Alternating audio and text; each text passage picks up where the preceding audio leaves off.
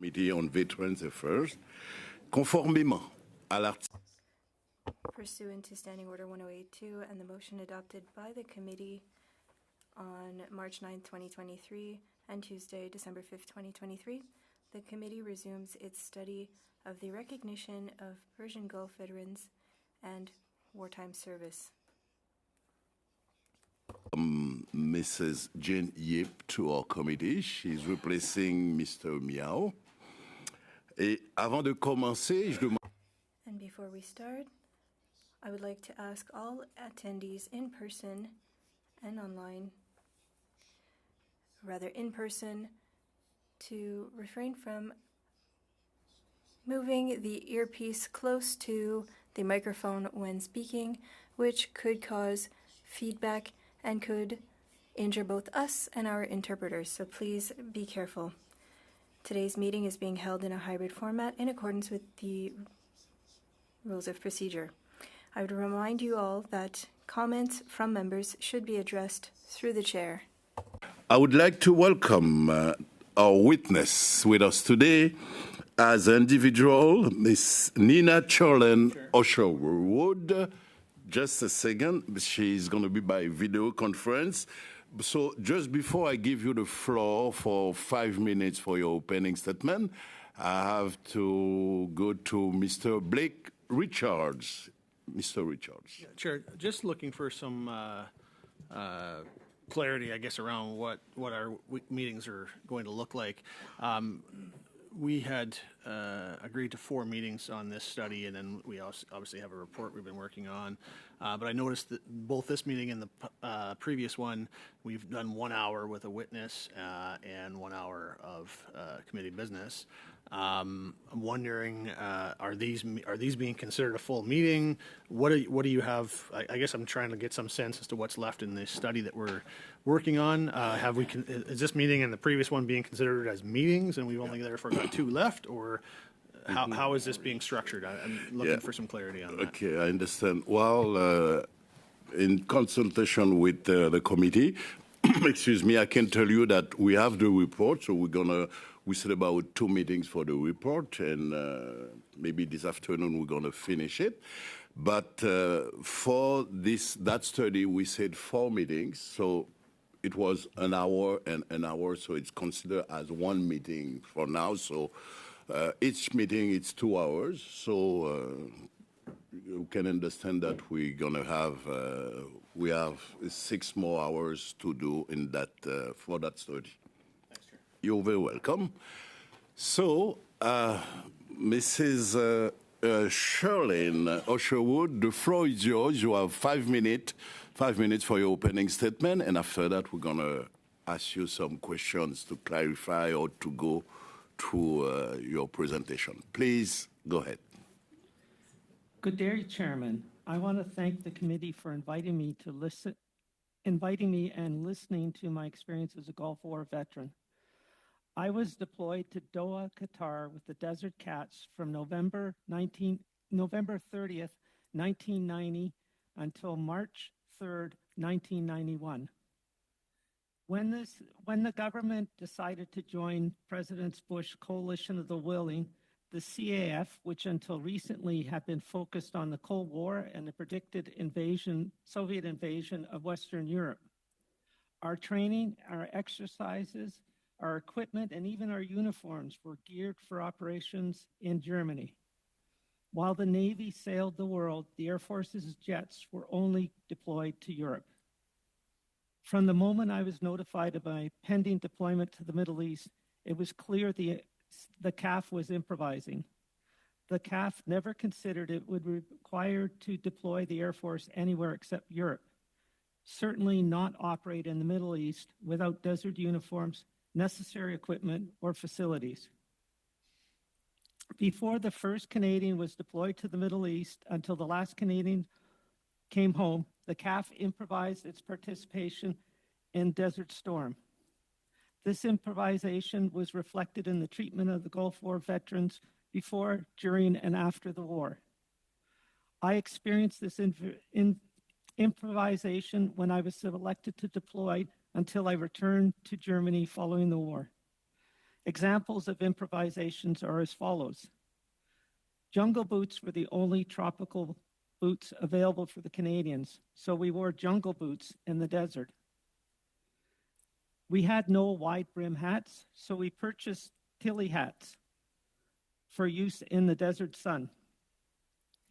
As an experienced technician, I was asked to develop the CF-18 maintenance program for months of deployment without the facilities we would have had available in Canada and Europe. The CF-18, like the Navy's ships and helicopter, was rapidly modified for Desert Storm.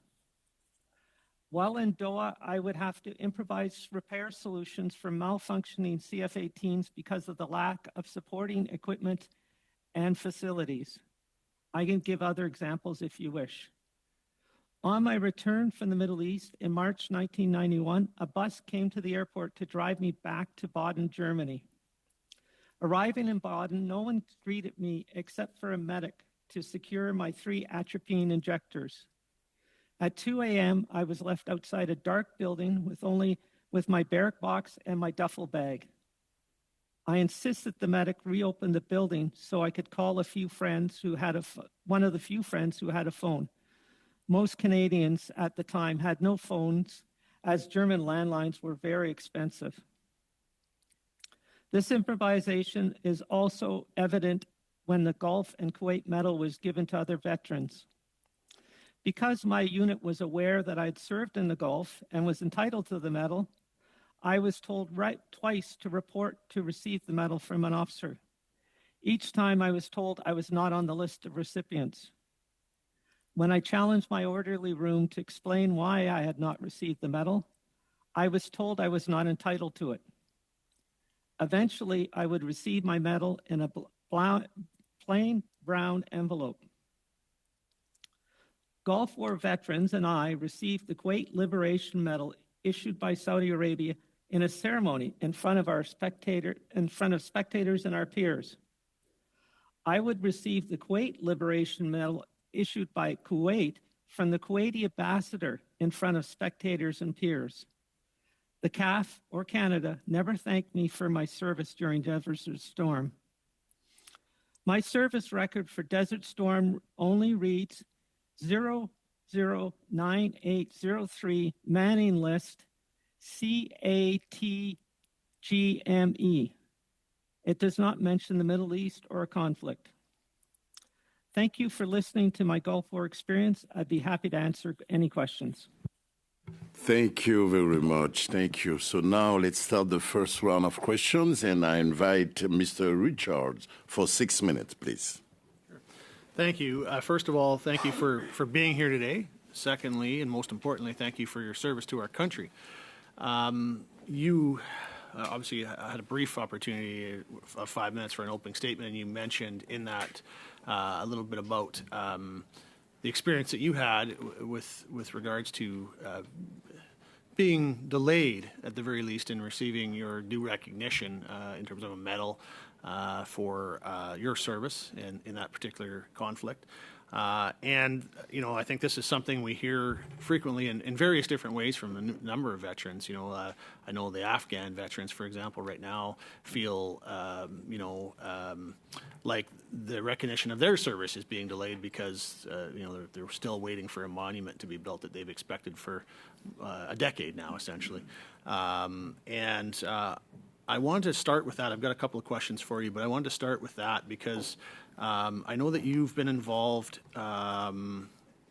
with the organization that's there in place to assist with the monument for LGBTQ plus veterans. I believe so. Anyway, I believe you're involved with that in some way, are you not? I am just a member. I pay dues to keep track. Okay. And when it is completed, I hope to go and be there for the opening. Okay, so you're a member of it, but you're not really involved too much with it?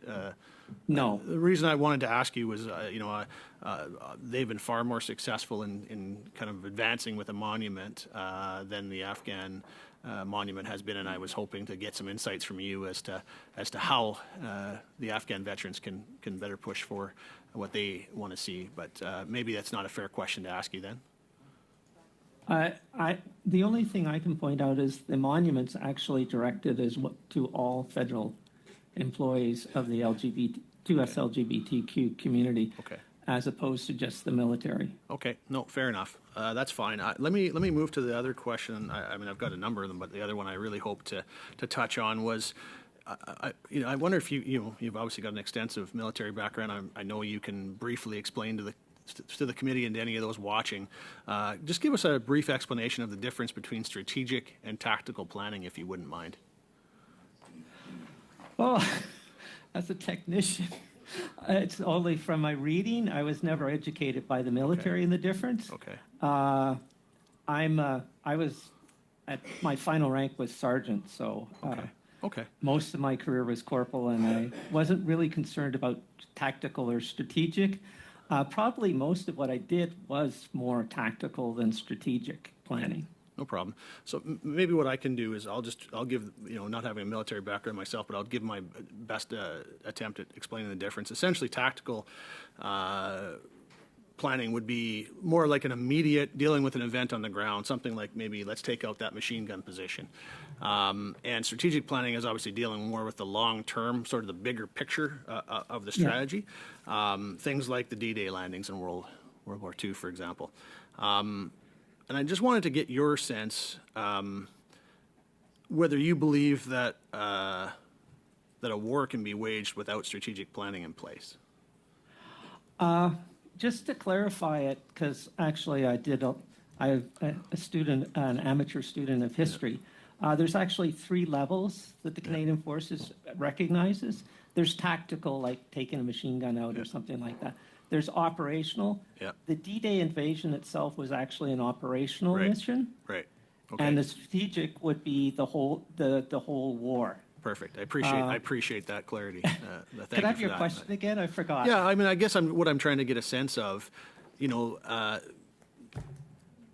the American-led coalition that included us as Canadians, that liberated Kuwait and that destroyed the fighting capacity of Saddam Hussein's Iraqi army.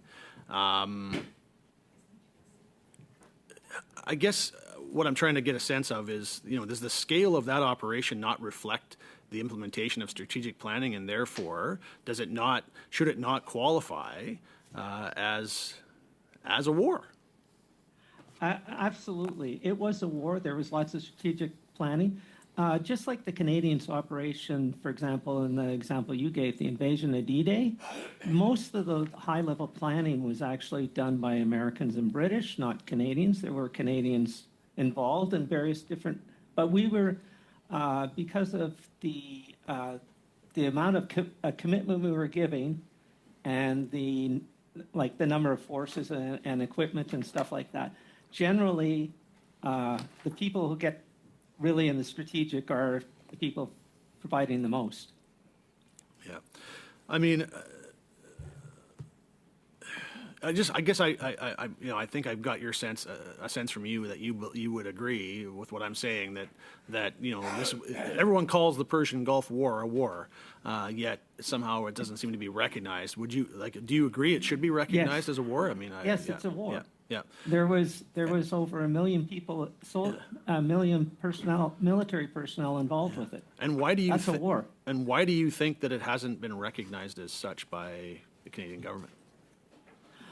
Frankly, I believe the Canadian governments don't like to think of us as war fighters. They want to think of us as peacekeepers. I think that they have minimized our involvement in the various things like the medic pocket in Yugoslavia. The government wasn't even talking about that. When some of the Canadians were killed, it actually falsely claimed how they were killed, despite the fact it knew within hours of how they were killed, things like this. The Canadian government, on both sides of the aisle, as far as I'm concerned, doesn't like to talk about us as warriors. That's unfortunate, but thank you for that. Thank you, Mr. Richards. And now let's go for 6 minutes with Mr. Surai, Randeep Surai. 6 minutes, please. Thank you, Chair. First, I don't know where the camera is. Yeah. First Sergeant Usherwood, I want to welcome you back to the committee. I know members of this committee very much appreciate your testimony that you've provided over the years on a wide range of topics, and it's worth mentioning in particular our most recent study that produced the report, Invisible No More. On the topic of our most recent report, before I get to my questions, I'd like to ask if you had a chance to review the Invisible No More report, if you could share with our committee any initial observations, your thoughts on the recommendations, and what you hope to see come from that work. I read the executive summary, but I have not had time yet to read the whole report back front to back. I do intend to, but I've been extremely busy lately this summer since it's come out. Okay, and last week... I don't have any comments on it. Fair enough.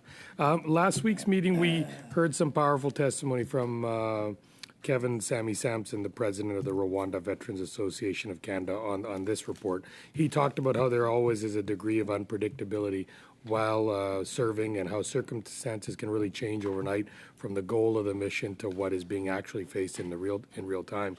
Would you agree with that assessment, or would you be comfortable sharing your own perspective on that? I do agree that there is a matter of improvisation, and in fact, frankly, that's what the Canadian military is famous for all the way back to World War I, that we were better at that we were more capable of improvising, for example, than the British Army units. I do think improvisation is important, but part of being prepared to be able to improvise is to anticipate the potential deployments. I feel that the CAF, like I said, never anticipated that we were going to fight anything but the Soviets in Germany. And I think that's reflected in the policy. I will say in my career, because my career ended in 2022, I could see more clearly that the military took the lessons from the Gulf of not being prepared, and some of them were, for example, implemented during Operation Impact, and I've forgotten what the one was in Libya. Okay, and when it comes to the topic of this study, I'm curious to hear how much awareness do you think there is among CAF members, veterans, and the general population about the different classifications that we're studying today?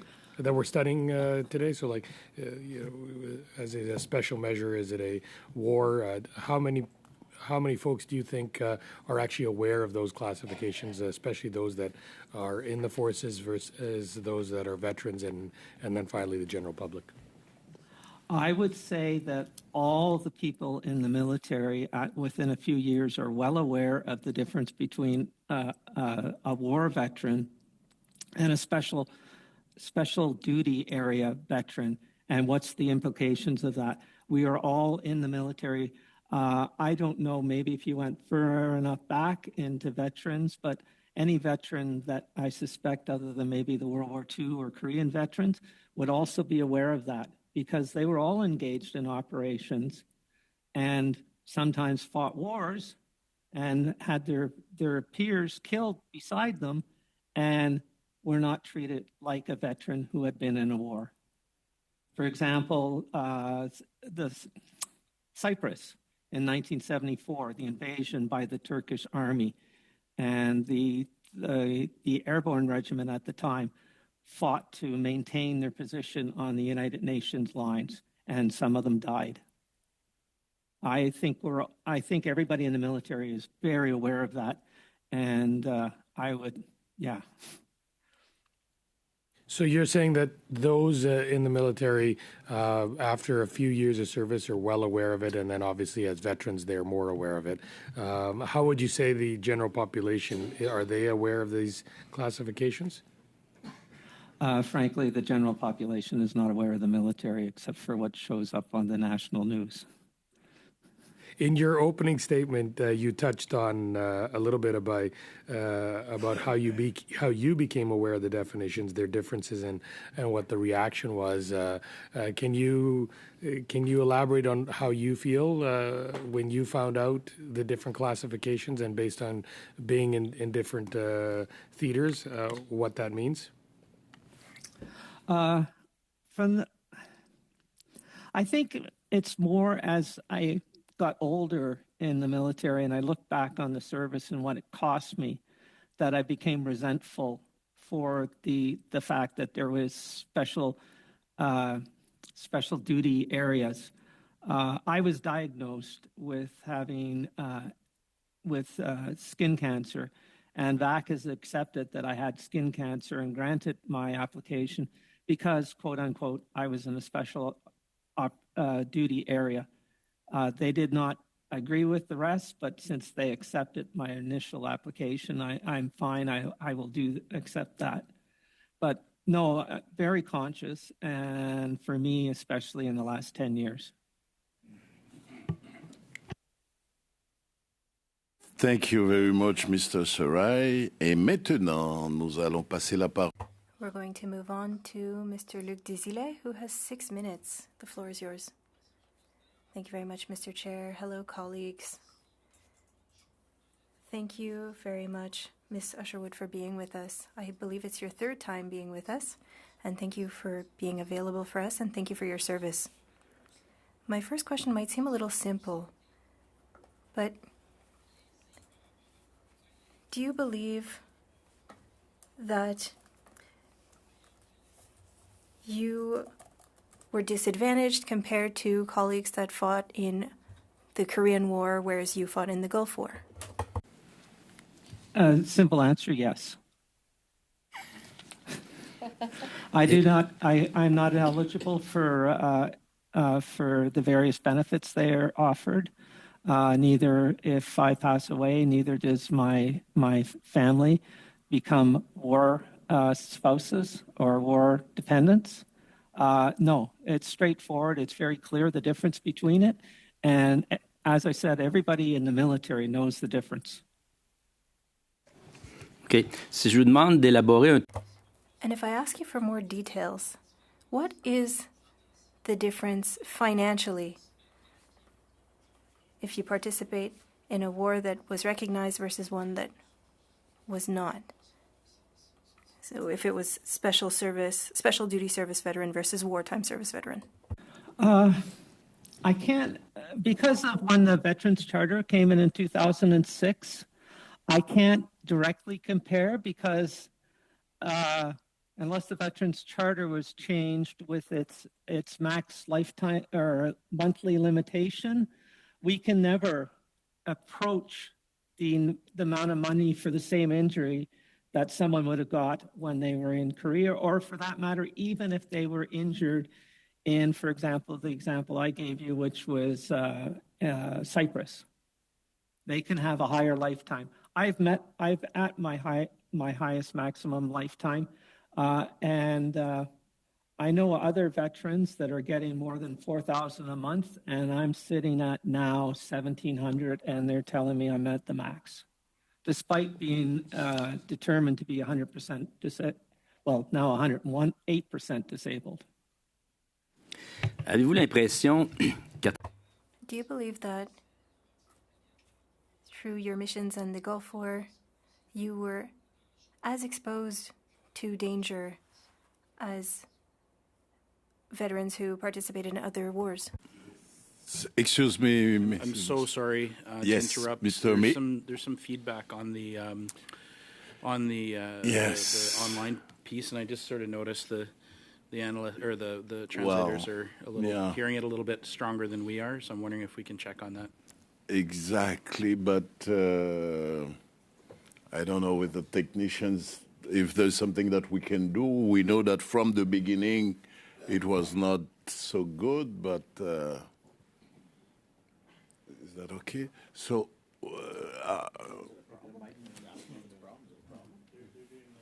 yeah, they're doing this. So yeah, well, maybe that we should continue, but I'm gonna keep looking at the interpreters to stop. So sorry, Mrs. Usherwood, please, I don't know if you'd like MP Desilets to repeat the question, or let's go, please. Could the question be repeated, please? Mais oui, avec plaisir. Certainly.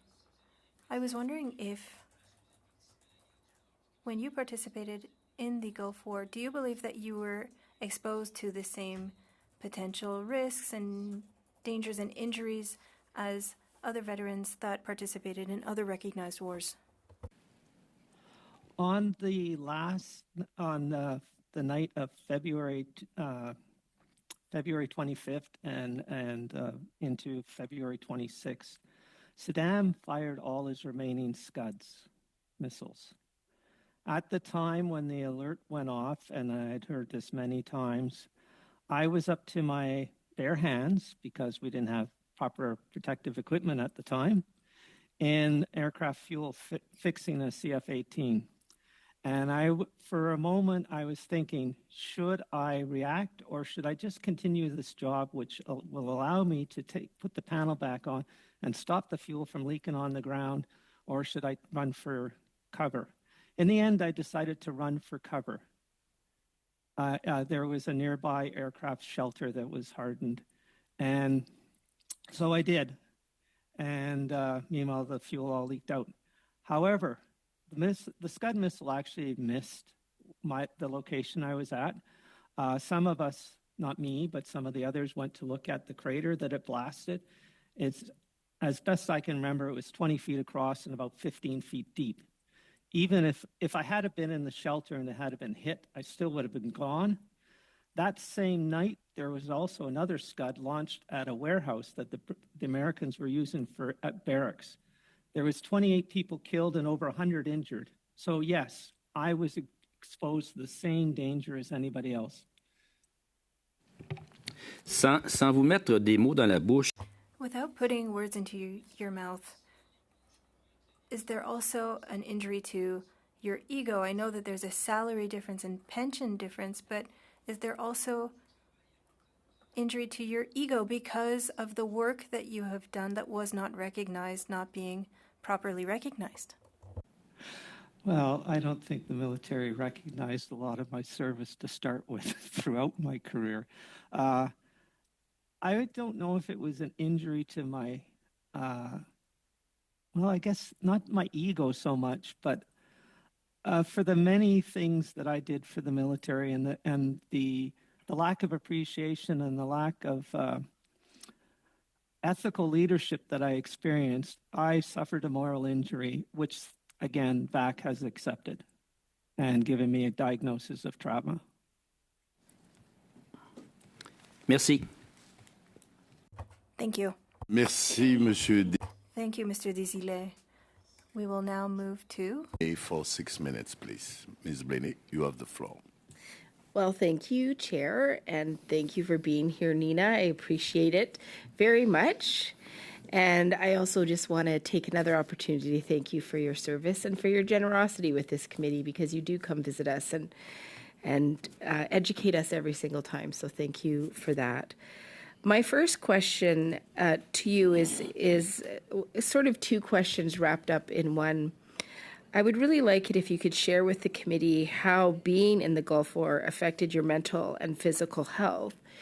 And the second part that I want to tie in with that is you said in your introduction to us that Canada never thanked you for your service during that time. So I'm wondering if you could talk about how it impacted you mentally and physically, and what are the ramifications of that in the context of Canada not appreciating or acknowledging that service?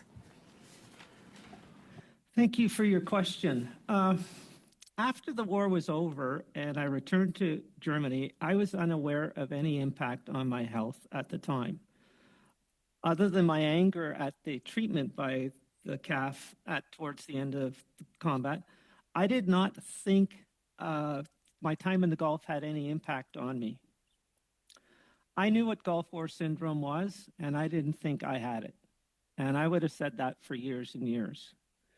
But recently, I've been diagnosed with inappropriate sinus trachycardia.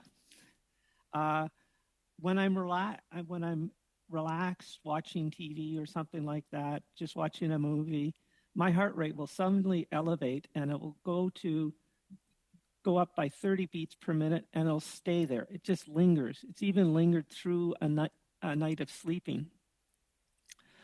I don't know what that's caused, and so far they haven't figured it out. I get to go do another test tomorrow. Maybe they can figure it out then. But I am conscious during the Gulf that I took pyridostigmine bromide tablets, 8 hours a day for almost a month. And the reason we were told we were taking it because if we were exposed to sarin gas, we had the atropine injectors, which would help us, our hearts keep beating. But if we weren't exposed to enough, we were told that the pyridostigmine, the atropine could kill us, and that we needed the pyridostigmine bromide, the PB tablets, to help us from being killed by the atropine. Additionally, we took antibiotics every 12 hours for weeks. And if you do the math, that means every 4 hours we were supposed to take a pill. Another thing that happened is there was an anthrax vaccine, and it's been around for years against the bacteria, but they decided that we would get it. And the way they decided who would receive the vaccine is they looked at when the anticipated rotation date back to Germany or Canada. So if you're anticipated, because the vaccine took 3 parts, if your anticipated return to Germany or Canada was going to be before you could get the 3rd part, you weren't going to get it. So if you were like me, scheduled to get it 4 days after you're scheduled to be rotated back, you got they started you on this. If you were scheduled to go a week before I was scheduled to go back, you wouldn't get it. There's also, we were exposed to the oil fires, and when he lit the oil fields on fire, we did not experience bright sunlight again in the Gulf, period. And when the first time I really saw the sun again is when I was flying back to Germany, and we lifted up, I don't know if it was 10 or 20,000 square feet, and we suddenly broke into brilliant sunlight. It was not a cloudy day. There was no clouds in the sky. But as I looked out the window of the Hercules aircraft, I could see the black ring of smoke that was entirely around horizon to horizon. It was absolutely black. I've been in poor weather conditions before, like even some dust conditions in the south. Nothing like this. It was just pure black, the black of your glasses frame. And I do have skin cancer, which is what BAC said, okay, well, you were there, so we will, in a special duty area, so we will accept that. Took them a while to accept that. But I talked about feeling that Scud missile attack towards us. The first night that it started, the war, was January 16th into January 17th. And we had trained for this kind of potential nuclear, biological, chemical warfare in Europe. Thinking back now, what we did there was a joke, but yeah, we did. So I had my NBCW suit with me. We knew the war was starting, and even prior to the war, we were told we had to take it downtown when we were allowed to go downtown. I don't know how all the locals would have liked if we had been able to hear an alarm, and we're suddenly getting dressed in this, and none of the others had it. So I thought that was a waste of time. But we did have it. And on the first night, the alarm went off 5 times. And I went, each time I got into my full gear, sitting with my gas mask, I laid on my bed in the bunk because I was off shift at the time. I laid in my bed and I looked at the thin tin roof of the old workers camp. We were in a former workers camp in CD1. And I thought, well, I'm definitely safe against a Scud missile with that thin tin above me. As it turned out, none of them came towards us. They were all towards Saudi Arabia or Israel, but we had no way of knowing that. It was a very tense night.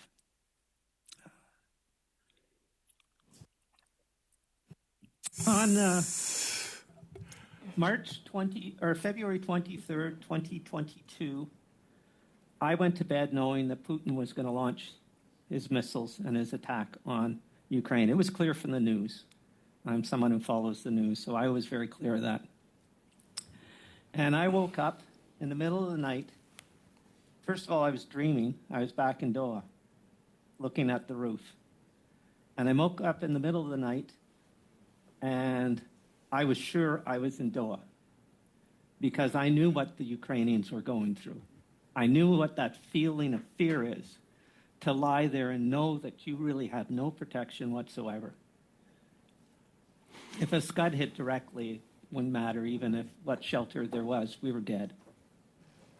But the one Scud he fired at us, he fired 88 Scuds, and the one he fired was not. Yeah. Sorry. No, that's okay. Thank you. Thank you. You know, I'm learning a lot listening to you and what you went through, and you keep smiling. That's great. So now I'd like to invite for 5 minutes Mrs. Wagenthal.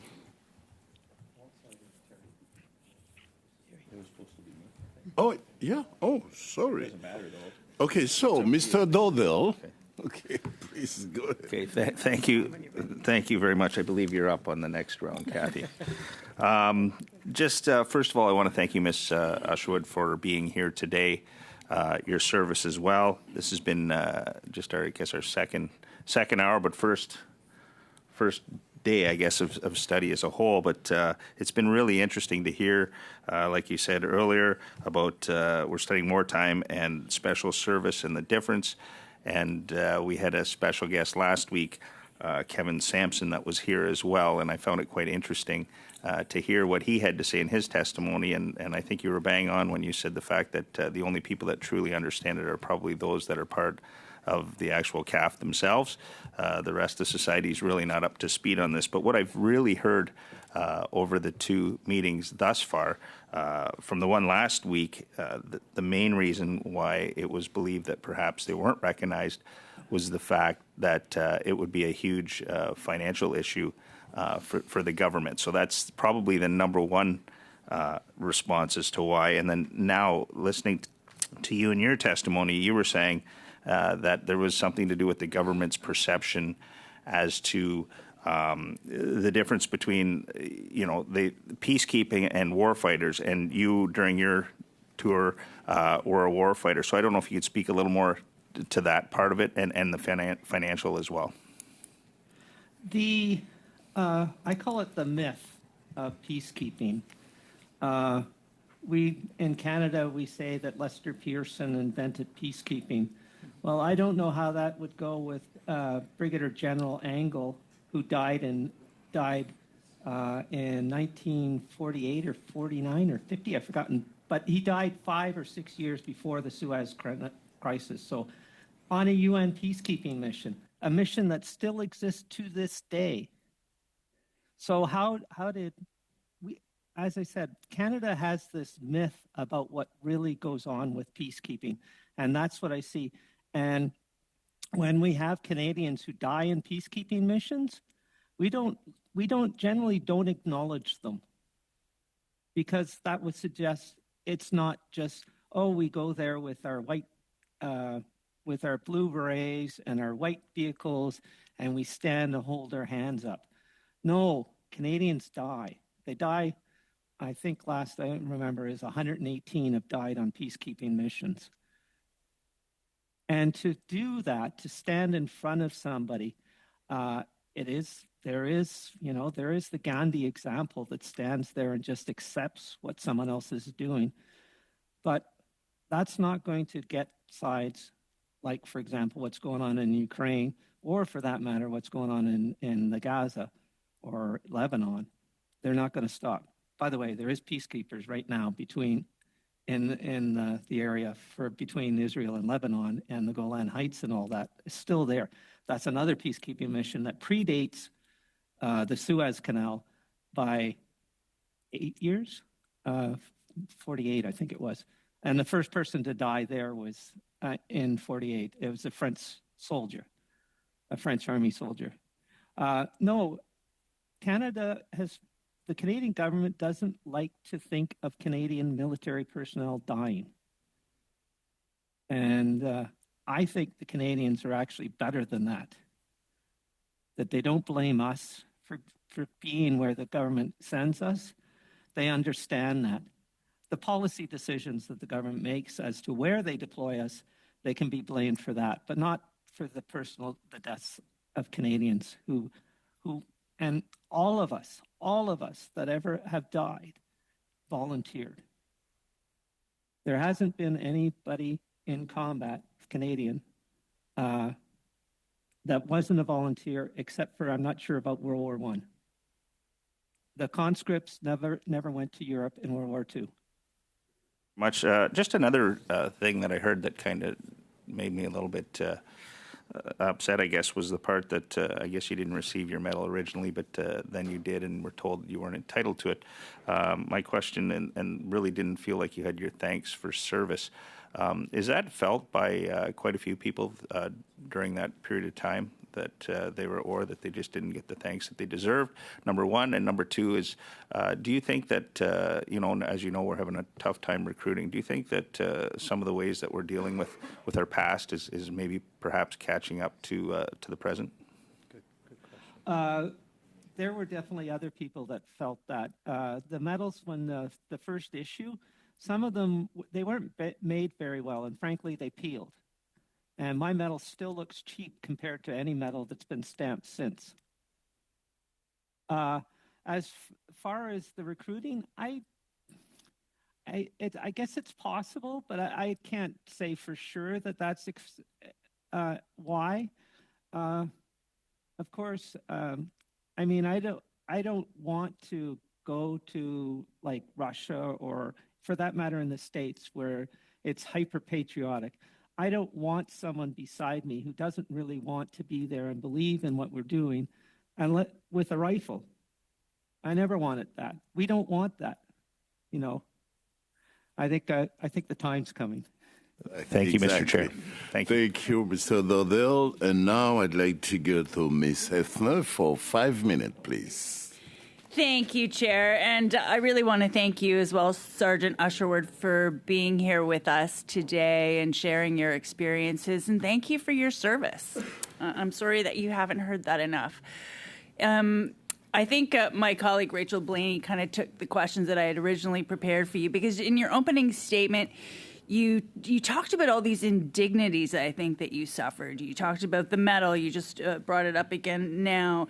You talked about having to scratch and scramble for proper gear when you were in the desert, and having to quickly modify C-18s on the fly.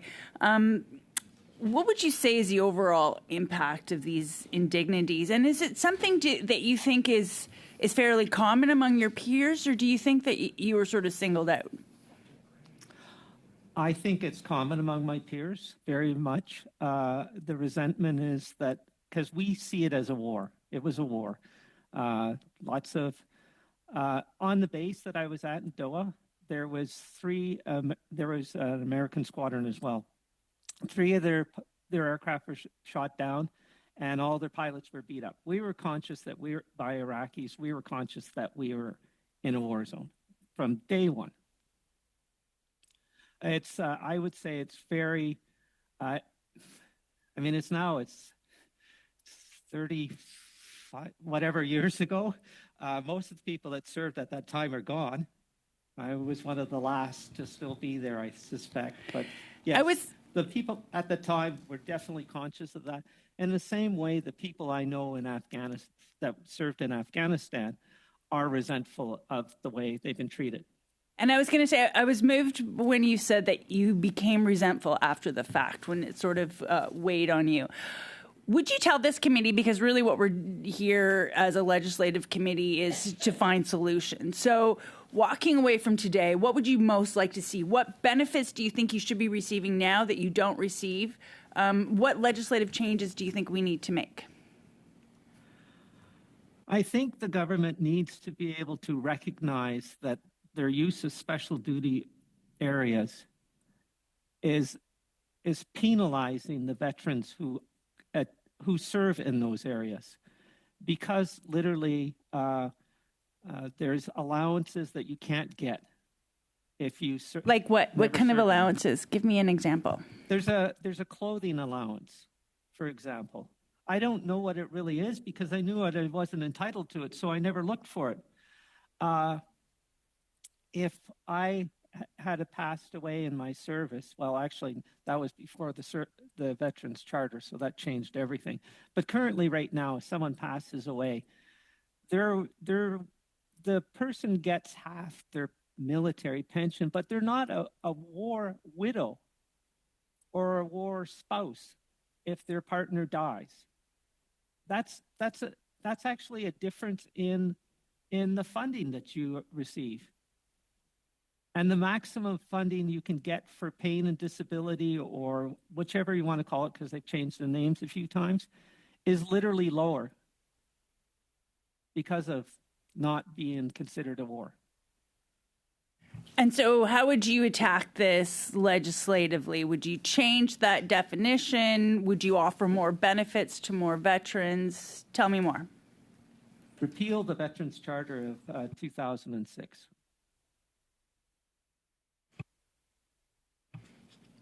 Please elaborate. simple. Yeah, elaborate on that, please. The Veterans Charter, which was voted unanimously and passed unanimously by the House of Commons, was not studied. And to me and my fellow service members and veterans, we feel it was a way for the government to save money. And so by putting on an absolute cap of the amount of money that you could get, initially it was just an absolute cap. But now they've said, well, that was not even remotely fair, so we're going to give you you can get a lifetime pension. But you can't get the same amount of pension. And that starts with the Veterans Charter, the new Veterans Charter in 2006. For my skin cancer, could well kill me, I have 5% disability. For my bad feet from wearing my boots, I have 5% disability. My skin cancer was worth, at the time when they awarded it, about $80 a month. My bad feet was worth $360 a month because I applied for my problems with my feet before the Veterans Charter came in, and I applied for the skin cancer after. It's that simple. Thank you very much. Thank you, Ms. Hefner. Et maintenant, nous allons passer à... We're now going to move on to Mr. Désilets for 2.5 minutes. Thank you, Mr. Chair. Ms. Usherwood, I would like to know what you think when you see service members being recognized without having been deployed, and how that compares to your situation with the Gulf War. Well, all of us that serve in the military are well aware that we don't have to go to another country to be at risk. I mean, I strapped in a pilot, an F-18 pilot in Cold Lake in 1984, and he flew out to the Cold Lake Range, which is less than this Cold Lake, Alberta is, I don't know, maybe 60, 70 miles away, and he never came back. That same summer, there was a technician in the back of a T-33 who, along with the pilot, never came back. All of us know that we don't have to be deployed to die. There's at least 1,800 names in the book of the 7th Book of Remembrance, and a large number of those were killed in Canada. No, we all know that we're there, and we're potentially going to be. I think that people should be acknowledged for what they do. I probably, if I really wanted to, probably could have got out of the Gulf. You get a medical exam, and I don't think they're that difficult to not do it. Okay. Dans le fond, ce que vous souhaitez. And so, when we voted on the charter in 2006, you would like for it to be even for everyone, regardless of the mission, regardless of what happens, correct? Actually, I'd like the charter repealed because it put maximum caps on.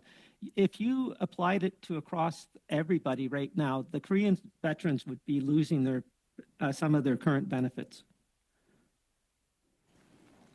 Merci. Thank you. Si, Monsieur Desilets. Thank you, Mr. Desilets. To Ms. Blaney for 2.5 minutes. Please go ahead. Well, thank you, Chair. I do want to come back, Nina, to the medals. So when I look at your presentation, you talked about the Gulf War medal that you ended up receiving in a brown envelope. And then you also received the Kuwait Liberation Medal. So I'm just wondering, in those processes, first of all, with the Gulf War medal, did you find out what the confusion was at any point? Did they clarify what the back and forth was and then why they just gave it to you in a brown envelope? And the second one is, we did hear testimony that sometimes you're given given medals that you can't wear over your heart. You have to put it on the other side. So I'm just wondering, with the Kuwait Liberation Medal, is that the case? Yes. First, to answer your second question, first, those medals cannot be worn with the other medals. That's in the policy of the Department of Heraldry or whatever it is with the Governor General. I don't really have that issue, except for, frankly, the Saudi Arabian medal is far, far better looking than the Canadian medal. The Canadian medal, like I said, it looks cheap. When I first saw it, and others who started peeling, they were, wow, that's some metal. The CD1 or CDs are nicely stamped out, but that wasn't. I don't know if anybody has gone to replacing those, but they were doing the cheap stamp of medals at the time. Your first part was, why I got it in the brown envelope. Yeah, and stuff if like they that, ever and why it was. clarified the confusion. It was just somebody in the orderly room who decided that there's nothing saying that you were there, so you don't get it. They did not, I don't think they consulted with anybody. They just made their own decision. Why in the end I got it is because I pushed. And if I hadn't pushed, I wouldn't have got it. It was in, we have in the forces, we have 1,000 milers. It's a plain envelope that's sealed with a string, so you can reuse it over and over. And if I'm sending something to you, I address it to you. And then when you get it and you want to use it to send it to someone else, you strike that out with your pen and then write a new address on. And we call them 1,000 milers because they can travel for a long time. I don't know that they use them anymore, but that's what it came in. Thank you. Very much, and we have 2 MP interventions left, so I'd like to invite Mrs. Cathy Wagenthal for 5 minutes, please. Thank you, Chair, and thank you, Sergeant Usherwood, for your service, but also for how well you have explained things for us today. Very much appreciated. I just have one thing that I'll ask because I don't have limited time. The Gulf War Association put forward a petition to the House of Commons in March of 2023, calling upon the Government of Canada to reclassify the Persian Gulf War, the liberation of Kuwait, from special duty area to wartime service within all Canadian policies in this. Now, the main argument about this is that, of course, if they designated that as a wartime service veterans, it was extended to Persian Gulf veterans, then they would need to extend it to all post-Korean veterans who were deployed. So with petitions, the minister's always required to respond.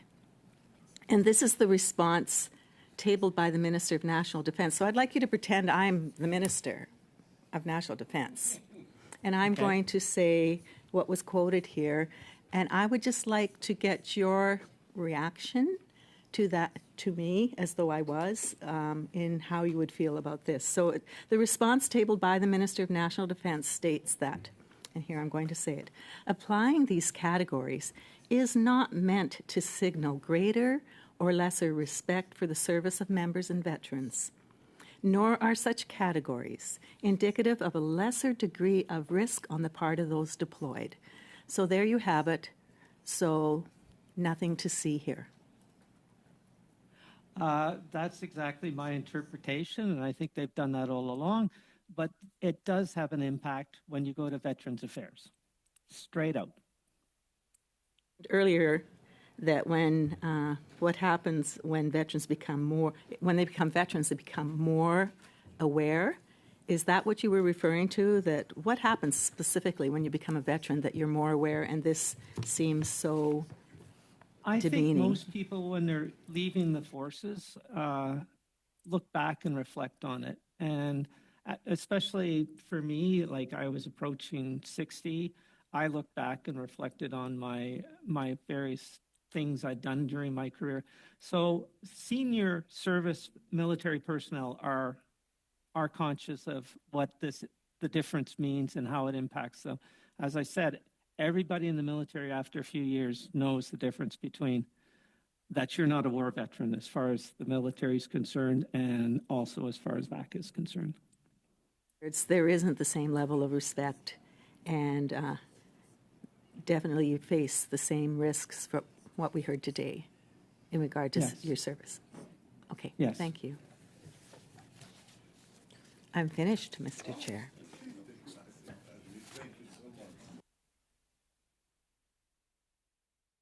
With MP Brian May, you have 5 minutes.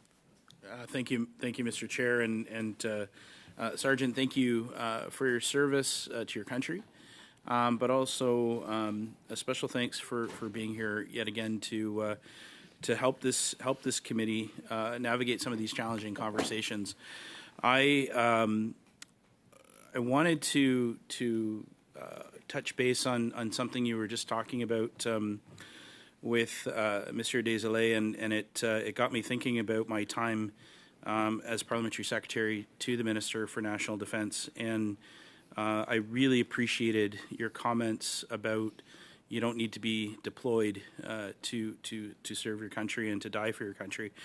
And I was sort of sitting here reflecting on the 2 soldiers that we lost at Petawawa recently in the crash there, and I had the opportunity to visit the crash site, and the base commander sort of took me through the scenario and some of the stories that were told of how that rescue operation unfolded.